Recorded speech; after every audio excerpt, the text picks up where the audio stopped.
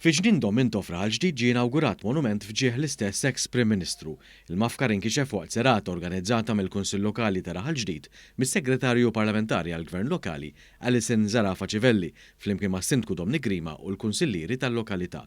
Il-monument sar b'investiment ta' 170,000 euro li 60% minnhom ġew iffinanzjati mid-Diviżjoni tal-Gvern Lokali permezz tal-iskema Finanzjament ta' Proġetti Kapitali, Komunitajiet Isbaħ u aktar b'saħħithom.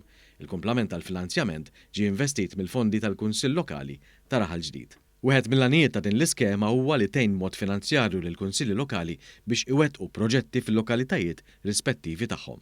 Il-Kunsill Lokali ta' Raħal ġdid ħaseb li monument fġieħ Domintov f'dan il-ġnien huwa denju għax jikkumplimenta t-tifkiriet storiċi attwali tal-madwar. Dan il-ġnien jinsab bis-swit Triq 28 ta' April 1958 li tfakkar ġrajja meqjusa bħala l-bidu ta' triq li waslet għall-kisba tal-ħelsien ta' pajjiżna. Barra minn hekk fl-akwati ta' dan il-ġnien wieħed isib binjiet ta' akkomodazzjoni soċjali u skejjel li nbnew fil-ħamsinijiet fi żmien meta l-Perit Mintov kien Prim Ministru. L-artist ta' dan il-monument huwa l-Kavallier Alfred Camilleri Kawki. L-abbozz tiegħu intażel minn ġurija indipendenti u wara ġie approvat ukoll mill-Kunsill Lokali. L-għażla saret wara proċess rigorus skont ir-regolamenti dwar l-akkwist pubbliku.